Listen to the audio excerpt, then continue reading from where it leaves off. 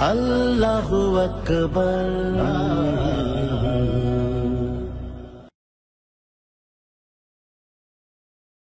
আসসালামু আলাইকুম। সম্মানিত সুধী মণ্ডলী, আমরা সূরা কাহফের 60 নম্বর আয়াত থেকে এখন আলোচনা শুরু করব ইনশাল্লাহ। আউযু বিল্লাহি মিনাশ শাইতানির রাজিম। ওয়াইদ ক্বালা মূসা লিফাতাহু লা আবরাহু হাত্তা আবলুগা মাজমাল বাহরাইনে আও আমজি হুকবা। স্মরণীয় ঘটনা, যখন মূসা আলাইহিস সালাম তার গোলামকে বললেন যে আমরা চলতে থাকব, চলতে চলতে আমরা যতক্ষণ না দুই নদীর মিলনস্থলে উপস্থিত হব ততক্ষণ চলতে থাকব, অথবা আমরা যুগ যুগ ধরে চলতে থাকব। তো আয়াতের শান-নুজুল হলো, মূসা আলাইহিস সালাম কোনো একদিন বনী ইসরাঈলের মধ্যে ওয়াজ ও নসিহত করতেছিলেন। এমন সময় একজন প্রশ্ন করছে যে, হে মূসা, এই বনী ইসরাঈলদের মধ্যে বড় আলেম কে? তো মূসা আলাইহিস সালাম স্বাভাবিকভাবেই বললেন যে আমি বড় আলেম, যেহেতু যিনি রাসূল পয়গম্বর, তার সাথে বড় আলেম কে হতে পারে? কথা সত্য, এতে কোনো ভুল নেই। কিন্তু আল্লাহ তাআলা এই ধরনের কথা পছন্দ করেন না। যদি তার নিজের উপরে এটা আসে তো সে বলবে যে আল্লাহই ভালো জানেন কে বড় আলেম, এটা বলতেন। কিন্তু নিজে বললেন যে আমি বড় আলেম, এটা আল্লাহ পছন্দ করেন নাই।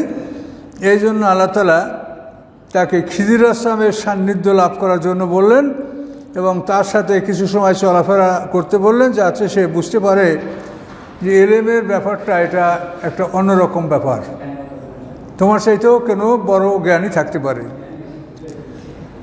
তো মূসা আলাইহিস সালাম আল্লাহর হুকুমে তার সাথে একজন সাথী গোলাম, তার নাম হচ্ছে ইউশা ইবনে নুন, সেই গোলামের কাছে থলেতে কিছু খাবার, এবং খাবারগুলি ছিল সাধারণত ভাজা মাছ, মাছ ভাজা করে থলির মধ্যে রাখা ছিল খাবার জন্য।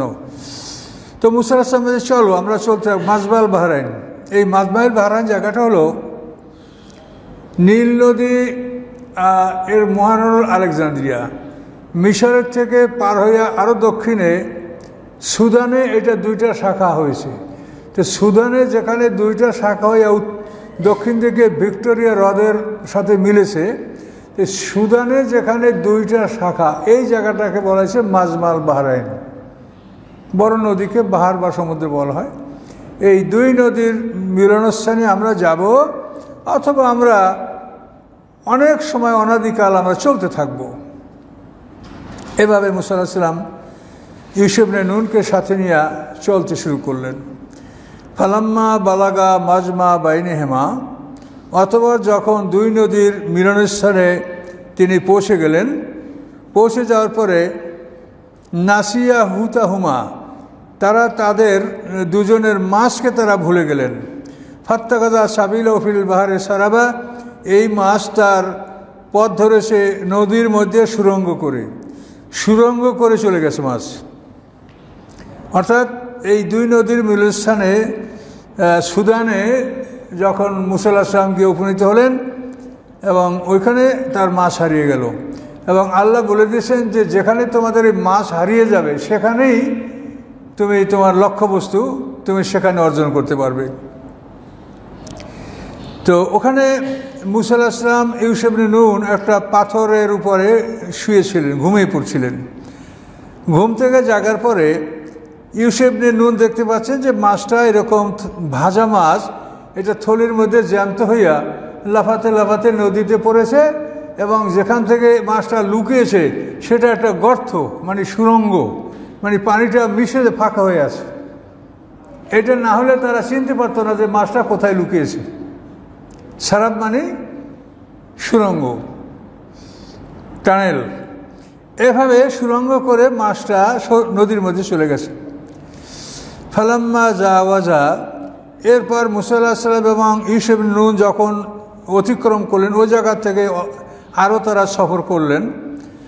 কল আলে ফাতাহু, তখন সে তার যুবককে বললেন, গোলামকে বললেন, আতেনা গাদা আনা, তুমি আমাদের উদ্দেশ্যে ভোরের খানা উপস্থিত করো, ব্রেকফাস্ট আনো।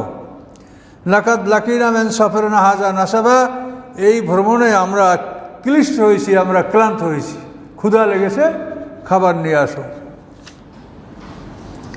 কলা, গোলামটি বলল, আর আইতা, আপনি কি খেয়াল করেন নেই, এজ আওয়াইনেলা সাকরাতে, যখন আমরা পাথরের কাছে আশ্রয় নিয়েছিলাম, পাথরের উপরে মাথা দিয়ে ঘুমিয়েছিলাম, ফাইনি নাসিতুল হুতা, তখন আমি মাছের কথা আপনাকে বলতে ভুলে গেছি, যে মাছ কি কাণ্ড করছে এটা বলবো, এটা বলতে ভুলে গেছি। ও আমা আনসানিও ইল্লা শয়তান, এবং শয়তান ছাড়া আমাকে কেউ এটা ভুলিয়ে রাখে নাই, শয়তানই আমাকে এটা ভুলিয়ে রেখেছে যে আপনাকে আমি বিষয়টা বলতে পারিনি। আন আজ কুরাহু, যে আপনাকে এটা আমি স্মরণ করাই দেবো, বলে দেব, এটা আমাকে শয়তান ভুলে রেখেছে, আমি বলতে পারিনি। অত্যাকাদা সাবিল অফিল বাহারে আজাবা, সে তার রাস্তা ধরেছে নদীর মধ্যে আশ্চর্য ধরনের। আজাবান আশ্চর্য, আশ্চর্য ধরনের কেন, যে সে নদীর মধ্যে যেখানে ঢুকেছে সে সুরঙ্গ হয়ে আছে, টানেল হয়ে আছে, পানিটা মিশে নেই, ফাঁকা হয়ে আছে, এই জন্য আজাবা বলছে। আশ্চর্য ধরনের পথ করে সে সমুদ্রের মধ্যে মাছটা লুকিয়েছে। কলা জালিকা মাকুন্না নাবগে, মুসা আসলাম বলেন, এই জিনিসটাই তো আমরা খুঁজতেছিলাম, এইখানেই তো আমরা যাব, এইখানেই আমাদের লক্ষ্য বস্তু আমরা এখানে পাব। তিনি বললেন, জালিকা মাকুন্না নাবগে, এটাই তো আমরা খুঁজতেছিলাম। ফারতাদ্দালা আসারি মা কাসাসা, আবার তারা পিছনের দিকে নিদর্শন দেখে দেখে চলতে লাগলেন, যে আমরা কোন পথে আসছি সেই পথ ধরে ধরে আবার সেই পাথরের কাছে যাতে যেতে পারি। ফারতাদ্দালা আসারি মা কাসাসা, তারা পিছনের পথ দেখে দেখে, চিহ্ন দেখে দেখে পিছনের দিকে অগ্রসর হতে লাগলেন। হতে হতে যখন তারা যেখানে বিশ্রাম করেছিলেন, ঘুমিয়ে পড়েছিলেন, সেইখানে গেলেন, গিয়া কী করলেন, ফাওয়াজাদা আবদাম মেনে বাদেনা, সেখানে তারা আমার বান্দাদের মধ্যে এক বান্দাকে তারা পেল। কোন বান্দা? আতাইনাহু রাহমাতাম মিন ইনদিনা, যাকে আমি আমার পক্ষ থেকে রহমত দান করেছি। ও আল্লামনা মিন লাদুন্না ইলমা, এবং আমি তাকে আমার নিজের পক্ষ হতে জ্ঞান শিক্ষা দিয়েছি। আল্লাহ বললেন যে সেখানে আমার এমন এক বান্দাকে সে পেল যে আমি তার প্রতি রহমত নাজিল করেছি আমার পক্ষ থেকে, এবং আমার পক্ষ থেকে আমি তাকে বিশেষ জ্ঞান শিক্ষা দিয়েছি। ইলমে লাদুন্নি যেটাকে বলে, আল্লাহ নিজের পক্ষ থেকে যে জ্ঞান শিক্ষা দেয় সেই জ্ঞান। তো এই লোকটা হলো খিজির, এর নাম বিলিয়া। তো খিজির অর্থ সবুজ। উনি যেখানে বসতেন কোনো মরুভূমিতে বা শুকনো জায়গায়, আস্তে জায়গাটা ঘাস পালায় ভরে যেত, এই জন্য ওনাকে খিজির বলা হয়। ওনার নাম হচ্ছে বিলিয়া।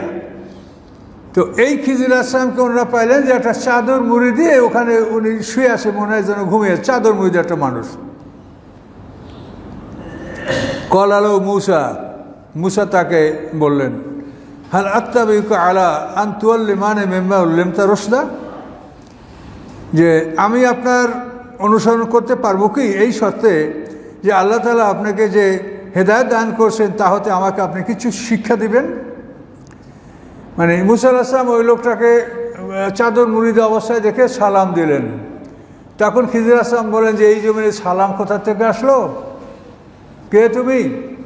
বলে যে আমি মুসা। বলে কোন মুসা? যে আমি বনি ইসরাইলের মুসা। এই কোন মুসা বলার কারণ হলো যে পৃথিবীতে আরও অনেক মুসা পার হয়েছে। এই পৃথিবীতে আমরা যে আদম সন্তান, আমরা আদম সন্তান, আমাদের আদমের মুসা হলো যে মুসার কথা আমরা কোরআনে পাচ্ছি।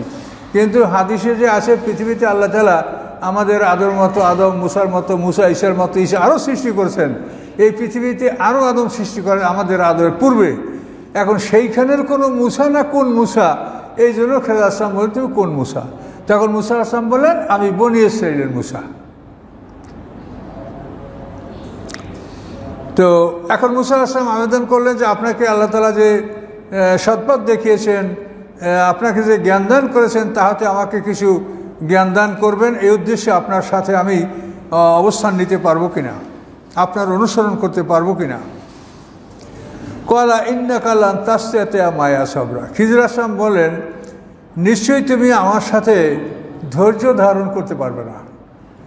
তুমি আমার সাথে যদি চলতে লাগো তো তুমি ধৈর্য হারা হবে, আমার সাথে তুমি ধৈর্য ধারণ করতে পারবে না।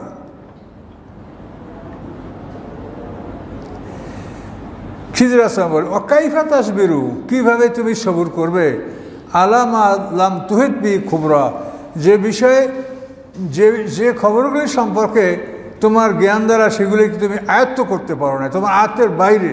কাজে এই জন্য তুমি কী করে সবর করবে, তুমি তো সবর করতে পারবে না। কলা মুসা আলাইহিস সালাম বললেন সাতাজিদুনি ইনশাআল্লাহ সাবেরা, ইনশাআল্লাহ আপনি আমাকে ধৈর্যশীল পাবেন। কলা আসি লেখা আমরা, এবং আপনার কোনো আদেশের অবাধ্য আমি হব না, আপনার কোনো আদেশের নাফরমানি আমি করব না। কলা খিজির আসলাম বললেন ফাইনেত্তা বাতানি, যদি তুমি আমাকে অনুসরণ করো, ফালাতাসাল্লি আন শাইইন, তুমি কোনো বিষয়ে আমাকে প্রশ্ন করবে না, হাত্তা উহদিসালাকা মিনহু যিকরা, যতক্ষণ না ওই বিষয়ে আমি তোমাকে বর্ণনা দিব। আমি বর্ণনা দিব তখন তুমি শুনতে পাবে, তার আগে তুমি প্রশ্ন করবে না।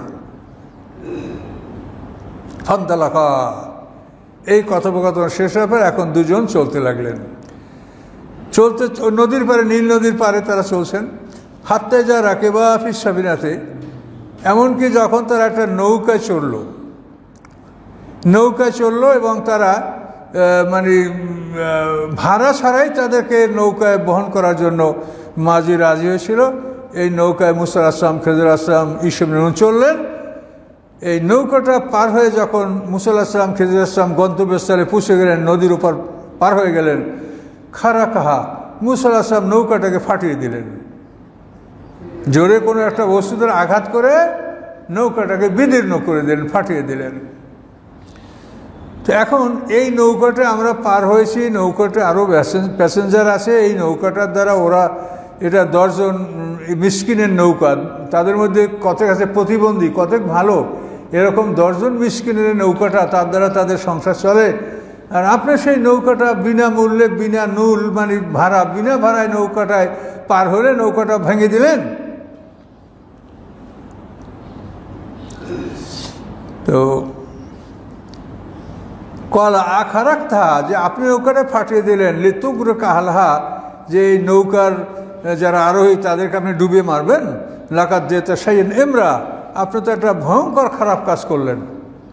পয়গম্বরদের কাজ হলো অন্যায়ের প্রতিবাদ করা, তাদের জন্মগত স্বভাবই অন্যায়ের প্রতিবাদ করা। এখন উনি যে বলছিলেন যে আমার কাজের সমাধান মনে নেই, কলা খিজির আসলাম বলেন আলামাকুল ইন্নাকা লান তাসতিয়া মায়া সবরা, আমি কি বলি নেই যে নিশ্চয়ই তুমি আমার সাথে ধৈর্য ধারণ করতে পারবে না। কলা লা তুআখিজনি বিমা নাসিতু, মুসা আলাইহিস সালাম বললেন আমি যে বিষয়টা ভুলে গেছি সে বিষয়ে আপনি আমাকে ধরপাকড় করিয়েন না, সে বিষয়ে আমাকে আপনি জিজ্ঞাসাবাদ করিয়েন না, আমি এটা ভুলে গেছি। ওয়ালা তুরহিকনি মিন আমরি উসরা, এবং আমার এই কাজে আপনার উপরে জটিলতা চাপাবেন না, আমি ভুলে গেছি, আমার মনে ছিল না। ফান্তালাকা, এরপর আবার চলতে লাগলেন তারা। হাত্তে যা লাকিয়া গোলামান, চলতে চলতে একটা গোলামের সাথে সাক্ষাৎ হলো। ফাকাতালাহু, খিজির আলাইহিস সালাম সেই গোলামটাকে কতল করে ফেললেন, ধৈর্য একেবারে টাইনে কল্লা ছিঁড়ে ফেলাই দিয়েছে। মুসা আলাইহিস সালাম কলা আকাতালতা নাফসান জাকিয়াতান বেগাইরে নাফসিন, আপনি একটা পবিত্র মানুষকে কোনো অপরাধ ছাড়া, সে অন্য কাউকে খুন করে নাই, এমতো অবস্থায় তাকে আপনি হত্যা করলেন। এই বাচ্চাটা নাবালেগ, কাজে নাবালেগ বাচ্চারা পবিত্র, তাদের কোনো পাপ নাই, যে কোনো ঘরের নাবালেগ বাচ্চা নিষ্পাপ। এই জন্য বলছে নাফসাতান জাকিয়াতান বেগাইরে নাফসিন, মানে সে তো কাউকে হত্যা করে নাই, এই বাচ্চা তো কাউকে খুন করে নাই, তাকে আপনি কেন হত্যা করলেন। লাকাত যেতা শাইয়ান নুকরা, নিশ্চয়ই আপনি একটা অপছন্দনীয় কাজ করেছেন, খুব গর্হিত কাজ করেছেন, এটা কোনোভাবে ঠিক না। কলা আলামুকুল্লাকা ইন্নাকা লান তাসতিয়া মায়া সাবরা, আমি তোমাকে বলি নাই যে নিশ্চয়ই তুমি আমার সাথে ধৈর্য ধারণ করতে পারবে না।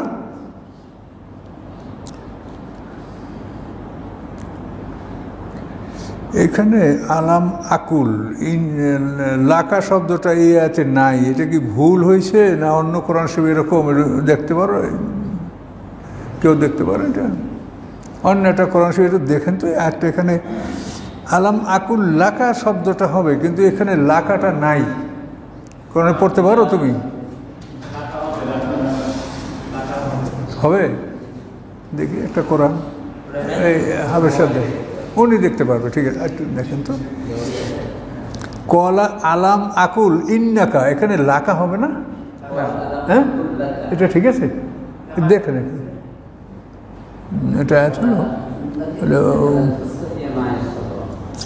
72 নম্বর আয়াত। এটা এখানে মানে এটা মুসাব্বার আয়াত, এটা এখানে হবে লাকা। কলা, এটা কলা আলাম আকুলি হবে, আর এটা হচ্ছে আকুল্লাকা। এখানে এটা ঠিক আছে, জি রে ঠিক আছে, এখানে আকুল্লাকা। ওটা তো আছেই, ঠিক এখানে আসছে তো ঠিকঠাক ভালো। তো সম্মানিত সুধী, তো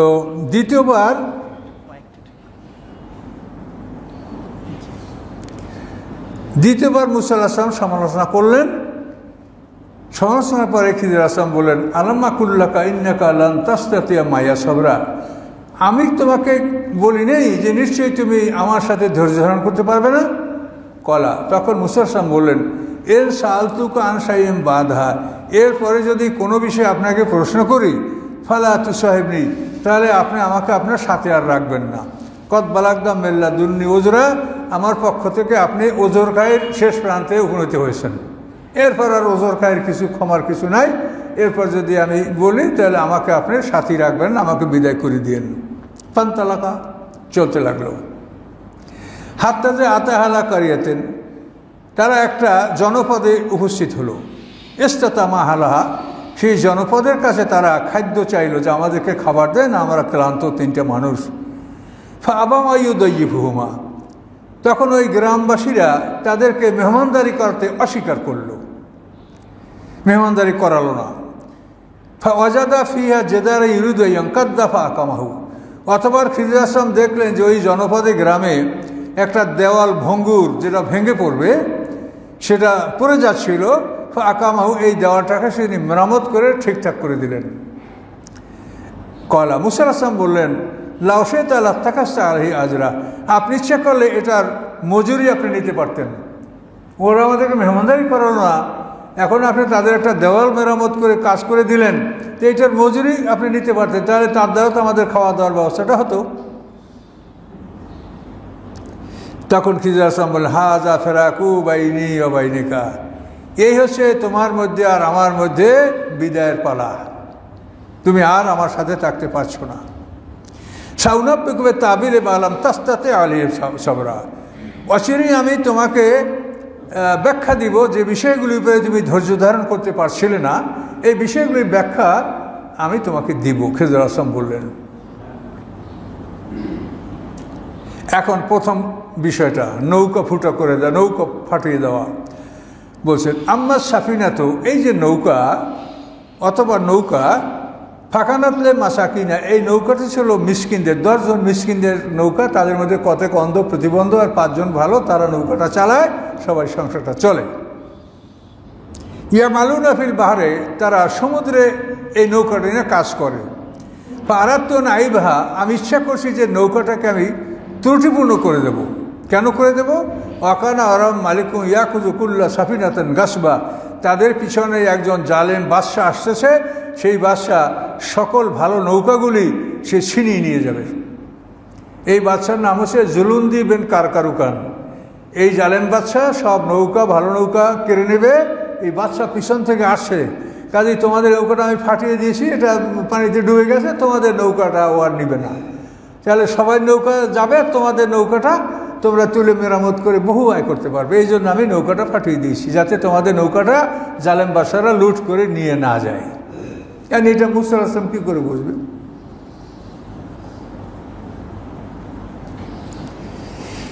অম্মাল গোলামু, অথবা যে বালকটাকে আমি হত্যা করলাম, ফাঁকানা আবহাওয়াহু মোমেনিনা, এই বালকটার পিতামাতা উভয় ছিল মোমেন। ফাঁকাশিনা আইহরে কহমা তুগিয়া নাহুমা কুফরা, আমার ভয় ছিল যে বড় হয়ে এই ছেলেটা পিতামাতার উপরে জুলুম করে, জোর করে কুফরি চাপিয়ে দেবে। সে জোর জুলুম করে পিতামাতার উপরে কুফরি চাপিয়ে দেবে, তার পিতামাতাকে মুসলমান থাকতে দিবে না। ফারাদ না, আমি ইচ্ছা করেছি আইয়ুবদালাহুমা রব্বুমা খায়রাম মিনহু, যে আল্লাহ তাআলা এই সন্তানের পরিবর্তে তাদেরকে উত্তম সন্তান দান করবেন। জাকাতাও আকরামা রহমা, যে সন্তান হবে পবিত্র এবং দয়ালু, এরকম একটা সন্তান আল্লাহ তাকে দান করবেন। এই জন্য এই সন্তানের হত্যা করে দিয়েছি। এই সন্তানটা থাকলে তার বাপমার উপরে জুলুম অত্যাচার করে জোরপূর্বক তার বাপমাকে তারা কাফের বানাই দিবে, মুসলমান থাকতে দিবে না। এই জন্য আমি সন্তানকে হত্যা করেছি। তাফসীরে বলা আছে, এই সন্তানকে হত্যা করার পর মুসা আলাইহিস সালাম তার এই বাম হাতটায় এখান থেকে টাইনে ছিঁড়ে ফেলাইছে। ছিঁড়ে তুললে এই যে কাঁধের উপরে চওড়া হাড্ডি আছে, এখানে এইদিকে পিঠে, ওই হাড্ডিটার মাংস হটাইয়া তারপর মুসা আলাইহিস সালামকে দেখা যে দেখো তো কী লেখা, তো সেখানে লেখা আছে কাফের লা ইউমিনু বিল্লাহি আবাদা, সে এমন এক কাফের যে কোশ্চিনকালেও সে আল্লাহর উপর ঈমান আনবে না। ওইটা তো ওইখানে হাড়ির উপরে লেখা। মুসা অবাক হয়ে গেল যে এইখানে এই জিনিসটা আমি কী করে জানবো। এই জন্য আল্লাহ বলেন যে আমি সেই বান্দাকে আমার পক্ষ থেকে এলমে লাদুনি দান করছি, যার জন্য সেই বান্দার এমন এলেম আছে যে এটা মুসা তোমার নাই। কাজেই তোমার এটা বলা ভুল হয়েছে যে বনী ইসরাঈলের বড় আলেম আমি।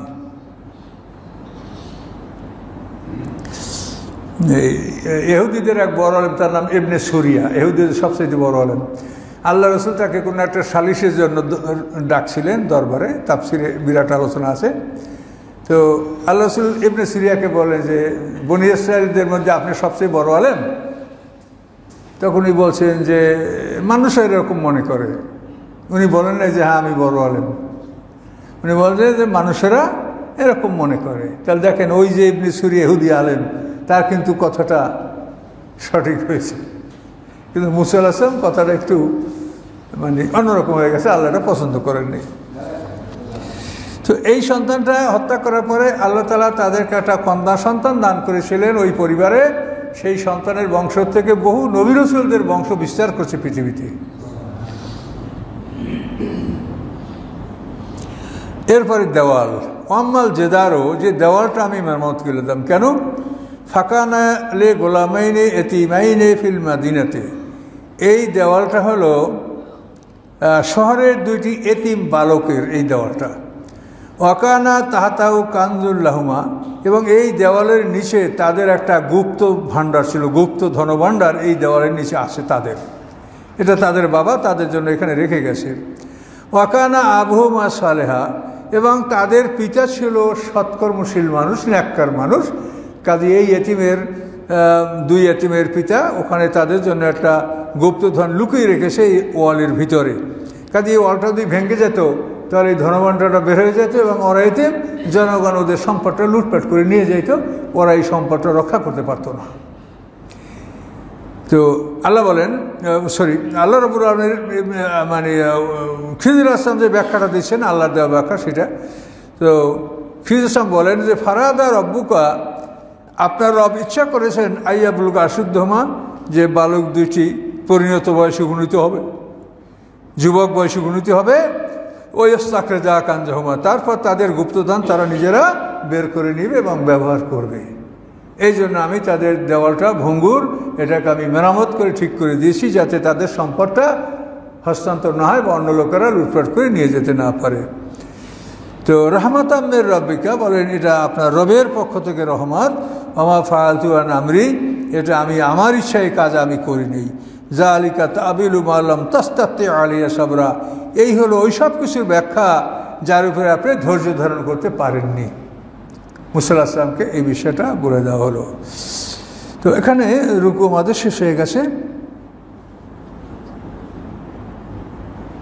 2 রুকু পার হয়ে গেছে। এখন ব্যাপার আছে কি, কোরআনের কথা খুব বেশি না বাড়াইয়া আল্লাহ যা বলছে এটা যদি বুঝতে পারেন এমনকি এটা যথেষ্ট। অনেক কথা ডান বাম বলতে গেলে মানুষ কিন্তু মূল কথাটা হারিয়ে যায়। তো আমার তাফসীরের মূল লক্ষ্য যে আল্লাহ কি বলেছে সেইটা আপনারা বোঝেন। তাহলে এখানে মূল লক্ষ্যটা হলো যে মুসা আলাইহিস সালামের মধ্যে যে কথাটা আসছে এটা অহংকার প্রকাশ পেয়েছে, এটা বলা ঠিক হয় নাই, এই জন্য আল্লাহ তাআলা তাকে এভাবে একটা তালিম দিলেন। তো এখন দেখেন এখানে আমাদের নবী যে শ্রেষ্ঠ নবী, আমার নবী মুহাম্মদ সাল্লাল্লাহু আলাইহি ওয়াসাল্লামের জীবনে তাকে কোনো মানুষ কোনো প্রশিক্ষণ দেয়নি। মুহাম্মদ সাল্লাম কোনো মানুষের শিক্ষক ছাত্র না।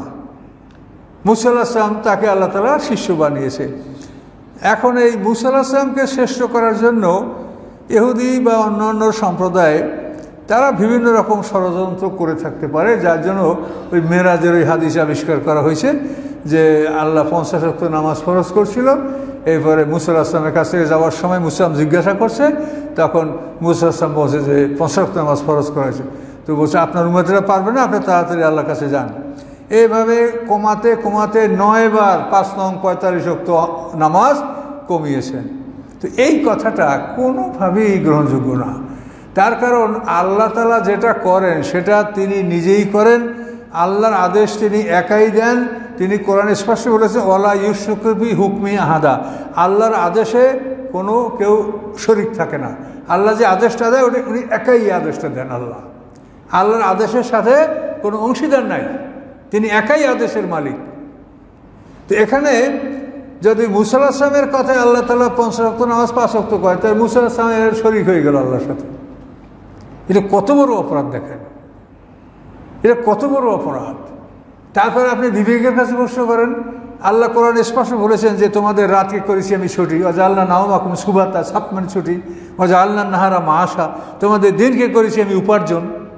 তো দিনে মানুষ উপার্জন করবে, এই জন্য ফজর থেকে জোহর পর্যন্ত এর মধ্যে আল্লাহ নামাজ রাখে নাই। রাত্রে মানুষ ঘুমাবে, এই জন্য আপনারা 15-18 সারা রাত ঘুম।